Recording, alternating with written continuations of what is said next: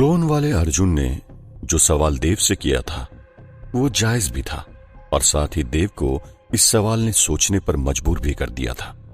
इसी सवाल को लेकर देव ने जवाब दिया, हाँ मैं जानता हूं कि मेरे बेटे को बुराई की ताकतें हर संभव कोशिश करेगी ढूंढने की, और हो सकता है उन लोगों को भी मेरे बेटे की तलाश हो जिन्होंने इससे पहले उसे नुकसान पहुंचाया था। और जिन लोगों के कारण मेरे बेटे की आज ये हालत हुई है, मेरे दिमाग में ये सब चीजें चल रही थी। इसलिए मैंने अर्जुन को एक ऐसे ऋषि के जिम्मे सौंप दिया है जो मेरे बेटे का इलाज करेंगे और वक्त आने पर उसकी रक्षा भी कर सकते हैं। अगले ही पल अर्जुन की नजर देव के उस सीक्रेट लैब में मौजूद एक बड़ी सी मशीन पर पड़ी, जिस मशीन के चारों ओर लाइट लगी हुई थी और जिसके अंदर एक इंसान के बैठने लायक जगह भी थी। यह मशीन कैसी है? क्लोन अर्जुन ने देव से पूछा। ये वो मशीन है जिसमें तुम अपग्रेड हो जाओगे, देव ने कहा। उसकी इस बात को सुनकर क्लोन अर्जुन को कुछ समझ नहीं आया। उसने सीधा पूछा, तो अगर मुझे पावरफुल ही बनना था तो फिर आप जब मुझे बना रहे थे उस वक्त ही मुझे अपग्रेड क्यों नहीं कर दिया? मुझे एक आम अर्जुन क्यों बनाया? क्लोन अर्जुन की बात सुन देव ने मुस्कुराते हुए कहा, क्योंकि मुझे लगा था कि अर्जुन के पास पहले शक्तियां थी, वो अब खत्म हो चुकी है, तो हो सकता है वो आम जिंदगी जीना चाहता हो।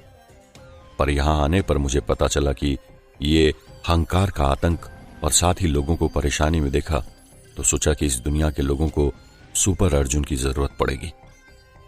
साथ ही उन ऋषि ने मुझे संदेशा भिजवाया था कि शैतानी शक्तियां जागने वाली है। बस यही सब सोचकर मैंने तुम्हें अपग्रेड करने का सोचा, क्योंकि अर्जुन कब तक ठीक होगा क्या पता, और उसकी शक्तियां तो चली गई है, तो बस आपसे तुम सबके लिए सुपर अर्जुन हो गए। देव ने क्लोन अर्जुन को पूरी बात समझा दिया था। उसने पूरी बात समझने के बाद कहा, वैसे यह मशीन काम कैसे करता है?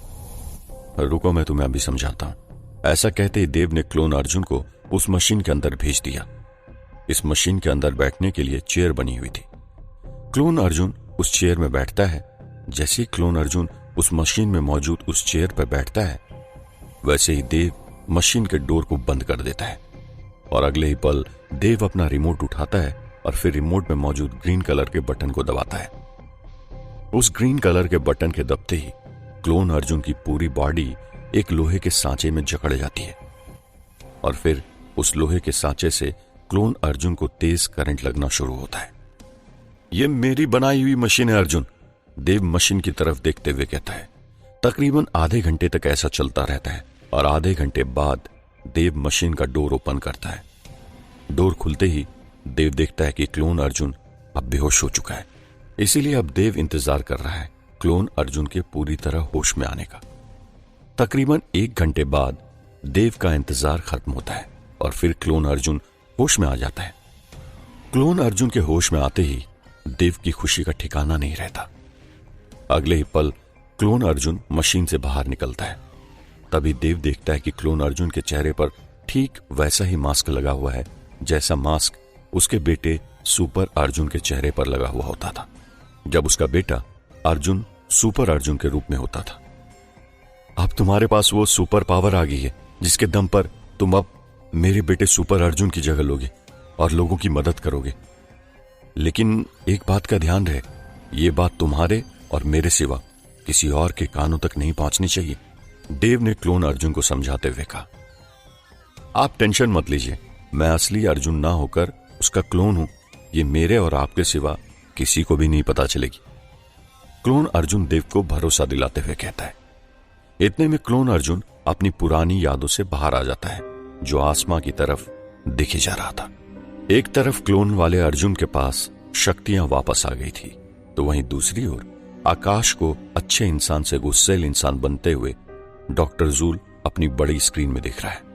उसके साथ आरव भी देख रहा है, लेकिन अभी भी आकाश को लेकर आरव के जहन में कई सवाल उमड़ रहे हैं। क्या बात है आरव, तुम किस सोच में पड़ गए? डॉक्टर जूल आरव से पूछता है। आप ये क्या कर रहे हैं और क्यों कर रहे हैं? यह मुझे कुछ समझ नहीं आया डॉक्टर, आरव थोड़ी हैरानी के साथ पूछता है। तुम्हें क्या समझ नहीं आया? इसमें समझने जैसा क्या है? डॉक्टर जूल सवाल करता है। यही कि आपने आकाश को ही अपने मकसद के लिए क्यों चुना? आखिर ऐसा क्या है उस आकाश में जिस वजह से आपको लगता है कि वो आपके काम आ सकता है?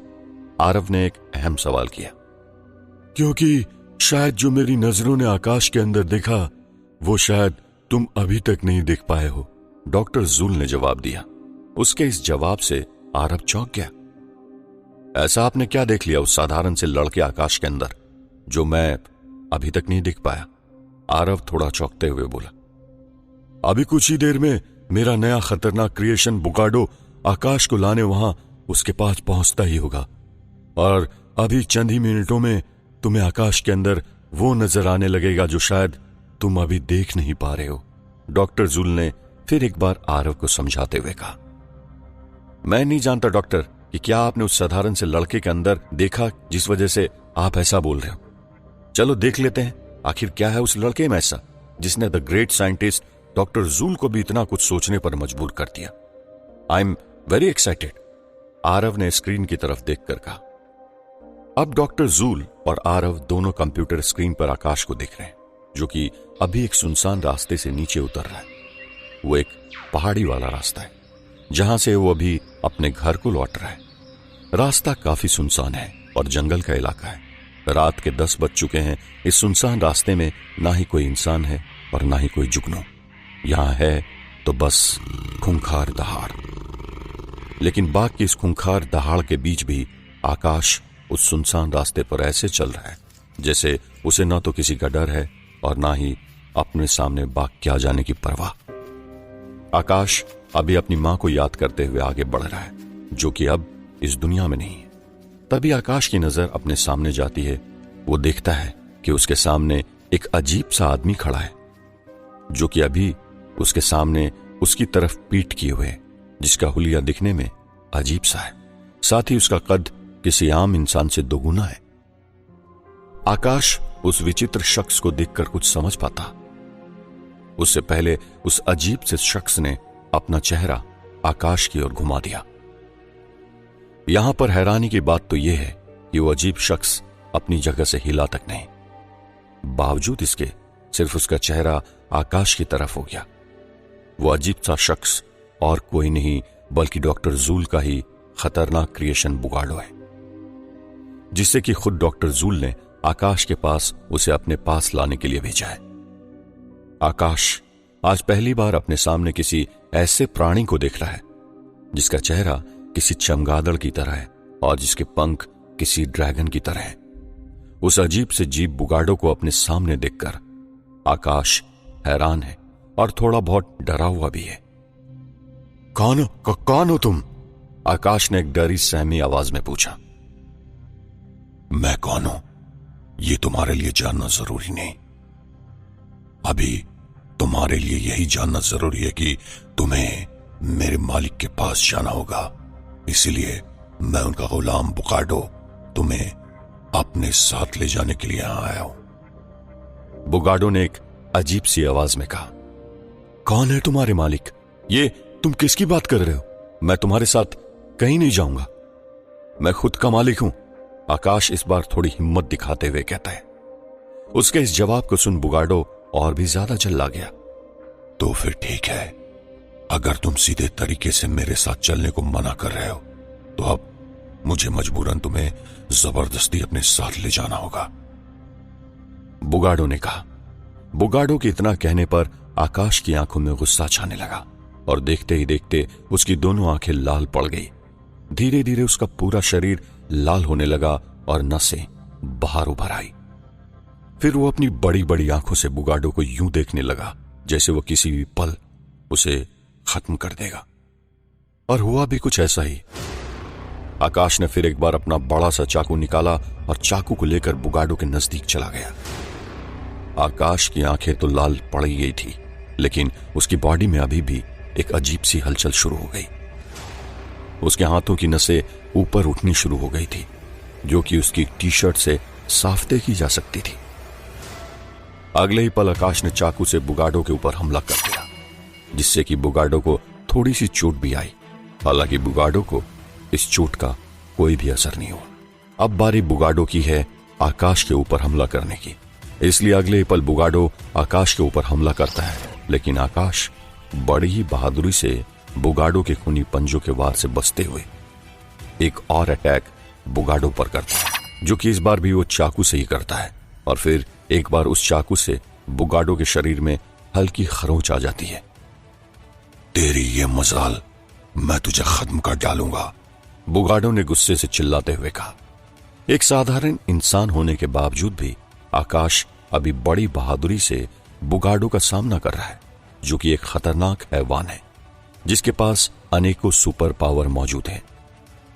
लेकिन बावजूद इसके उसे आकाश के साथ फाइट करने में प्रॉब्लम का सामना करना पड़ रहा है, क्योंकि डॉक्टर जूल ने उसे पूरी पावर इस्तेमाल करने से रोक रखा है। आकाश को यूं बड़ी ही बहादुरी के साथ बुगाडो से लड़ते हुए उस बड़ी स्क्रीन पर आरव और डॉक्टर जूल दिख रहे हैं, और ये सब देखकर आरव के पैरों तले जमीन खिसक रही है। तो वहीं आकाश को बहादुरी के साथ बुगाडो से लड़ता देख डॉक्टर जूल के चेहरे पर हंसी है।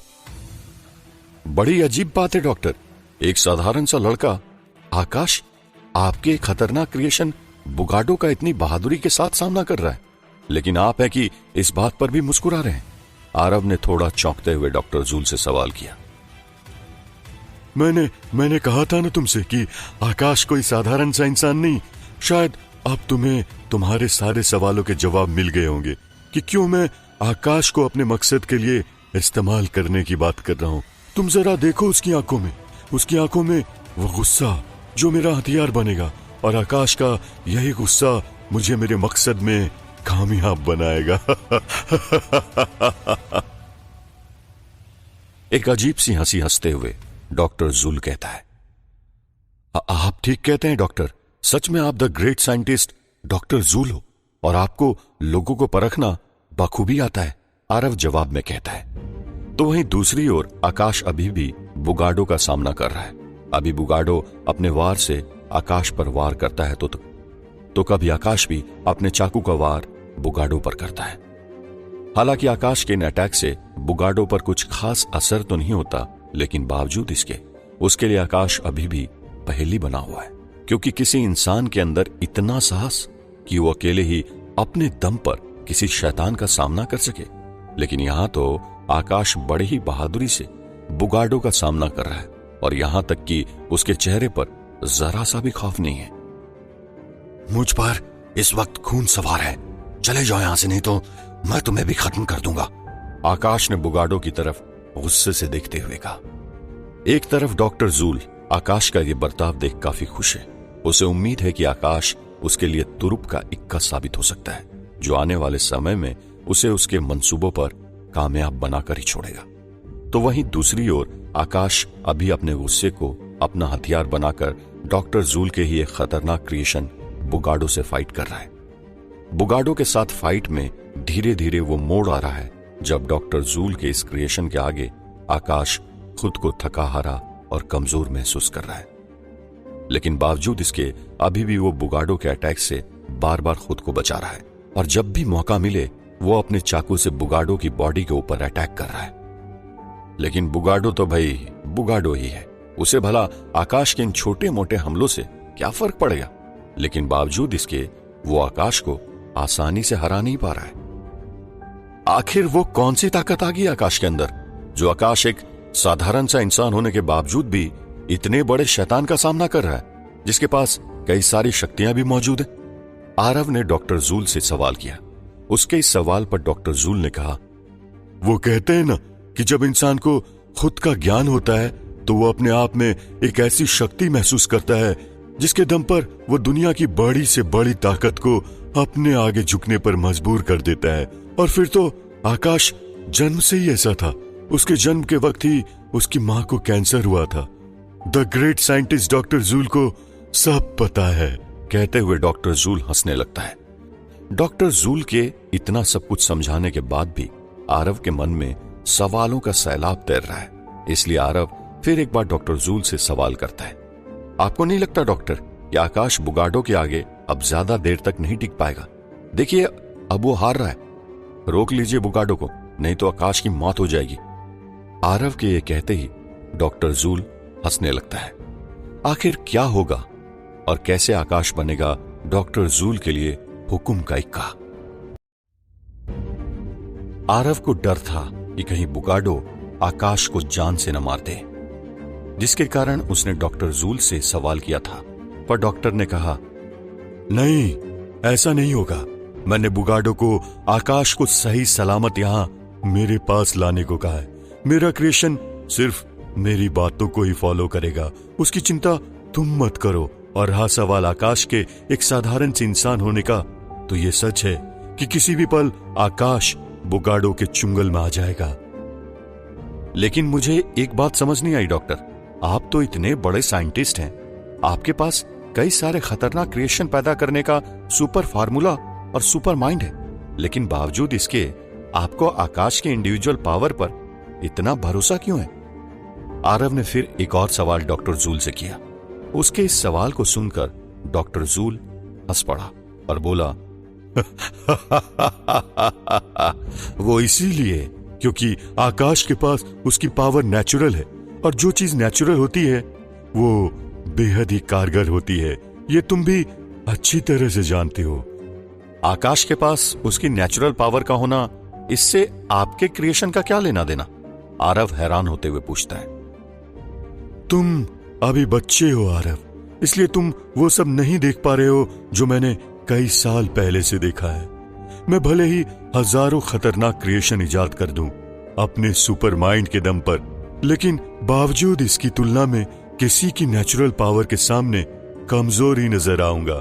जो नेचुरल पावर मैंने कई साल पहले अर्जुन के अंदर महसूस की थी, जिसे खत्म करने के लिए मैंने दर्जनों क्रिएशन तैयार किए, ताकि मैं सुपर अर्जुन का नामो निशान इस दुनिया से हमेशा हमेशा के लिए मिटा सकूं। लेकिन बावजूद इसके मेरे दर्जनों क्रिएशन सुपर अर्जुन के हाथों मारे गए। आकाश के पास उसकी नेचुरल पावर है, इसलिए हम अगर उसकी पावर को विकसित करने पर ध्यान दे तो हमें एक ऐसा योद्धा मिल जाएगा जिसे हरा पाना किसी के लिए भी मुश्किल होगा, खुद सुपर अर्जुन के लिए भी। एक अजीब सी हंसी हंसते हुए डॉक्टर जूल ने कहा। अगले ही पल आकाश को कमजोर महसूस करते हुए बुगाडो एक ही झटके में आकाश को अपनी सुपर पावर से हवा में उठा लेता है और फिर वो आकाश को अपने साथ वहां से गायब कर देता है। इधर अर्जुन के घर पर रह रही श्रुति परेशान एक जगह बैठी हुई, क्योंकि पिछले कुछ दिनों से कई जगह गहरी तलाश के बावजूद भी उसके पिता नहीं मिल रहे हैं। श्रुति एक रात अर्जुन के घर आ गई थी, जिसका कारण उसके पिता का उसके घर न आना था। श्रुति के पिता एक टैक्सी ड्राइवर है। उस रात कई घंटों इंतजार करने पर भी उसके पिता घर नहीं लौटे। श्रुति का इस दुनिया में उसके पिता के अलावा और कोई नहीं है, लेकिन इससे भी बड़ी बात तो यह है कि उस दिन श्रुति के साथ उसके कमरे में कुछ ऐसी घटना घटी थी जो शायद अहंकार की शैतानी शक्तियों के कारण हुआ था। इसीलिए रातों रात अपनी जान बचाने के लिए श्रुति अपने गांव भीमपुरी से अर्जुन के घर मानर घाट गांव आकर रहने लगी थी।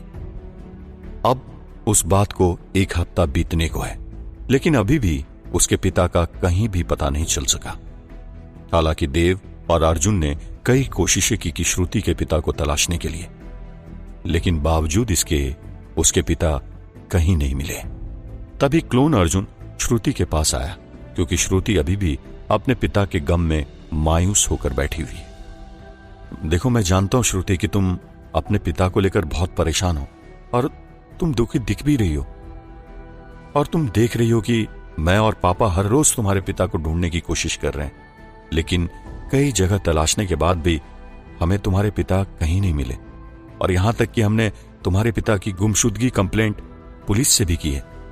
पुलिस ऑफिसर राणा अपनी पूरी पुलिस फोर्स के साथ तुम्हारे पिता की तलाश कर रहे हैं। तुम देखना, बहुत जल्द तुम्हारे पिता को ढूंढ लेगी। क्लोन अर्जुन श्रुति को विश्वास दिलाते हुए कहता है, कब आएंगे मेरे पिता वापस? अरे अब उनको गए 1 हफ्ता हो गया है, अभी तक मेरे पिता वापस नहीं आया, और तुम कह रहे हो कि जल्दी वापस आ जाएंगे। आखिर कब आएगा वो दिन? ऐसा कहते ही श्रुति रोने लगी, और अगले ही पल वो अर्जुन के कंधे पर अपना सिर रखकर रोने लगी, जो कि असल में अर्जुन न होकर उसका क्लोन अर्जुन है। हौसला रखो श्रुति, सब कुछ ठीक हो जाएगा। फिर एक बार क्लोन अर्जुन श्रुति को समझाते हुए कहता है, अर्जुन, नहीं अर्जुन, अब कुछ ठीक नहीं होने वाला। जो कुछ होना था हो गया। मुझे लगता है कि मेरे पापा कभी मेरे पास लौट कर नहीं आएंगे। उस हंकार ने उन्हें भी श्रुति इसके आगे कुछ नहीं बोल पाई। ये क्या बोल रही हो तुम श्रुति? ऐसा कुछ नहीं होगा। और तुम्हें ऐसा क्यों लगता है कि तुम्हारे पिता अब कभी भी नहीं लौटेंगे? अर्जुन ने श्रुति से पूछा। क्योंकि हंकार के चंगुल से किसी इंसान का बच पाना नामुमकिन है। मुझे लगता है कि मेरे पिता उस रात हंकार के चंगुल में फंस गए थे, इसीलिए मैं ये सब कह रही हूं। ऐसा कहते श्रुति फिर एक बार जोर जोर से रोने लगी। तुम ये बार बार हर बात पर हंकार को बीच में क्यों लाती हो? मुझे तो हंकार के वजूद पर ही शक होता है। मुझे तो लगता है ये सब गांव वालों की मनगढ़ंत कहानियां हैं और इन सब के पीछे किसी का हाथ है। क्लोन अर्जुन ने कहा। नहीं अर्जुन, हमारे साथ जो कुछ भी हो रहा है वो सब हंकार का किया धरा है, और तुम्हारे लिए भी अच्छा यही होगा कि तुम हंकार के वजूद को स्वीकार कर लो। ये सब उसी का किया धरा है, किसी इंसान का नहीं। श्रुति ने जवाब दिया। अरे तुम भोली भाली लड़की हो श्रुति, इसलिए तुम दुनिया को अपने ही नजरिए से देखती हो। लेकिन अगर इन सब से बाहर निकलकर एक अलग चश्मे से इस दुनिया को देखोगी तो तुम्हें सब कुछ सच सच नजर आने लगेगा कि कैसे इस दुनिया में लोग मतलब के लिए क्या क्या कर देते हैं। और वैसे भी आजकल तो किसी के लिए किसी दूसरे की हत्या करना कोई बड़ी बात नहीं है। अर्जुन फिर एक बार श्रुति को समझाते हुए कहता है। तभी वहां देविका आ जाती है। वो अर्जुन से कहती है, ये किस टॉपिक पर मरने और मारने की बात चल रही है? कुछ नहीं मां, अभी मैं श्रुति से हंकार को लेकर बातें कर रहा था, क्योंकि श्रुति का मानना है कि उसके पापा को हंकार ने नुकसान पहुंचाया है। क्लोन अर्जुन ने देविका से कहा। हाँ ये सच है आंटी, अगर मेरे पापा जिंदा होते तो अभी तक मुझसे मिलने जरूर आते। मुझे लगता है कि उन्हें हंकार ने मार डाला है। ऐसा कहते ही फिर एक बार श्रुति जोर जोर से रोने लगी। श्रुति को यूं रोता देख देविका उसके पास गई और उसे संतावना देते हुए बोली, बेटा कुछ नहीं होगा तेरे पापा को, तू अभी अपने रूम में जा और आराम कर। चल मैं तुझे तेरे रूम तक छोड़ आती हूं। ऐसा कहते ही देविका श्रुति को उसके रूम तक ले जाती। काश मैं अपने पावर से श्रुति के पिता को ढूंढ पाता। वैसे इस हंकार का असल रहस्य है क्या? इस बारे में मुझे पता लगाना होगा, क्योंकि यहां जो कुछ भी हो रहा है वो असल में सच नहीं हो सकता। मुझे लगता है यहां असल सच्चाई छुपाई जा रही है। कहते हुए क्लोन अर्जुन वहां से उठ गया और कुछ सोचकर अपने कमरे में चला गया। तो वहीं दूसरी तरफ बुगाडो डॉक्टर जूल की लेबोरेटरी में वापस आ गया। बुगाडो यहां अकेला नहीं आया, बल्कि वो अपने साथ आकाश को पकड़कर डॉक्टर जूल के पास लेकर आया है। आकाश को अपने पास अपनी लैब में पाकर जहां डॉक्टर जूल और आरव के चेहरे पर एक अजीब सी हंसी है, तो वहीं आकाश पूरी तरह शॉक्ड है और अभी उसके चेहरे की रंगत उड़ी हुई है। अभी भी आकाश को बुगाडो ने अपनी सुपर पावर से जकड़ा हुआ है, जिस कारण आकाश काफी छटपटा रहा है। लेकिन बावजूद इसके वो बुगाडो की कैद से खुद को आजाद कराने में असफल हो रहा है। हमारी दुनिया में तुम्हारा स्वागत है आकाश। एक अजीब सी हंसी हंसते हुए डॉक्टर जूल ने आकाश से कहा। कौन हो तुम और तुम्हें मेरा नाम कैसे मालूम? आकाश ने बड़ी हैरानी के साथ पूछा। हमें तुम्हारे बारे में सब कुछ मालूम है आकाश। हमें यह भी मालूम है कि तुम्हारी मां को किसने मारा, और हमें यह भी मालूम है कि तुम यहां आने से पहले 3 लोगों को मार चुके हो। डॉक्टर जूल ने आकाश को बताया। डॉक्टर जूल के मुंह से खुद के बारे में इतना कुछ जानकर आकाश के पैरों तले जमीन खिसक गई। उसे विश्वास ही नहीं हो रहा है कि कोई आदमी उसके बारे में इतना कुछ कैसे जान सकता है। ये क्या कह रहे हो तुम? तुम्हें मेरे बारे में इतना सब कुछ कैसे पता? आकाश ने चौंकते हुए पूछा। मैंने कहा ना, हमें सब पता है, इसलिए तुम मेरी बातों में विश्वास करो और इसे ही सच मान लो। डॉक्टर जूल आकाश को समझाते हुए कहता है। कौन हो तुम? तुम्हारा नाम क्या है? और तुम मुझे यहां क्यों लेकर आए हो? फिर एक बार आकाश ने पूछा। मैं the great scientist doctor joule हूं। मुझे बुराई से प्यार है और अच्छाई से नफरत। मैं इस दुनिया में शैतानों के माध्यम से बुराई की हुकूमत चाहता हूं। एक अजीब सी हंसी हंसते हुए डॉक्टर जूल ने जवाब दिया। लेकिन तुम मुझसे क्या चाहते हो? आकाश ने फिर एक और सवाल डॉक्टर जूल से किया। मैं तुमसे वो चाहता हूं जो मुझे मेरे इरादों में कामयाब बनाएगा। डॉक्टर जूल ने कहा। कैसे इरादे? आकाश ने फिर पूछा। तुम बड़े भुलक्कर हो आकाश। मैंने अपने इरादे तुम्हें पहले ही जाहिर कर दिए हैं, लेकिन बावजूद इसके तुम मुझसे फिर एक बार वही सवाल पूछ रहे हो जो मुझे पसंद नहीं। डॉक्टर जूल कहता है, देखो मैं एक साधारण सा इंसान हूं, तो मैं कैसे तुम्हें तुम्हारे इरादों में कामयाब बना सकता हूं? आकाश ने डॉक्टर जूल से सवाल किया। तुम्हें शायद अपनी शक्तियों का अंदाजा नहीं आकाश, इसलिए तुम ऐसी बातें कर रहे हो जैसे तुम्हें अपनी शक्तियों का ज्ञान ही ना हो। बुगाडो को मैंने ही तुम्हारे पास तुम्हें लाने के लिए भेजा था। बुगाडो मेरा एक क्रिएशन है जिसके अंदर अनेकों सुपर पावर है, लेकिन बावजूद इसके उसका बखूबी मुकाबला किया तुमने। इससे यह साबित होता है कि तुम एक आम इंसान तो नहीं हो सकते, इसलिए तुम आम इंसान ना होकर बेहद खास हो। डॉक्टर जूल आकाश से कहता है, ठीक है, एक पल के लिए मैं मान लेता हूं मेरे अंदर मेरी कुछ शक्तियां हैं जिनका इस्तेमाल मैं तुम्हारे लिए कर सकता हूं, लेकिन अगर मैंने ये सब करने के लिए मना कर दिया तो? आकाश ने इस बार अजीब सी मुस्कुराहट लिए सवाल किया।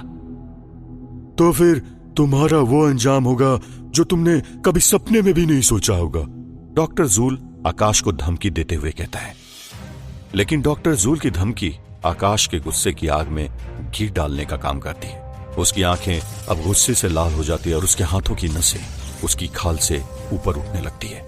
आकाश अब लगातार अपनी बड़ी बड़ी और लाल आंखों से डॉक्टर जूल को घूरे जा रहा है और अब उसका पूरा शरीर गुस्से से थर थर कांपने लगा है। मैंने तुमसे पहले ही कहा था ना कि मैं वो नहीं करूंगा जो मुझसे तुम करने को कहोगे।